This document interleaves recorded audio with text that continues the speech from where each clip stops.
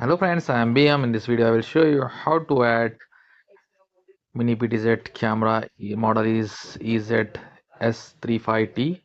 So let's start the video. Open application ezyLiv Plus. Now type on add device. Okay. Now select here 4G camera.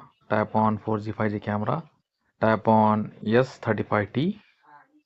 Okay. Now enable location. Tap on location access. Select check mark. Tap on next. Tap on enable. Tap on allow. Scan QR barcode from your camera. Okay. Now you see camera added successfully. Tap on OK. Now check preview. This is our live view.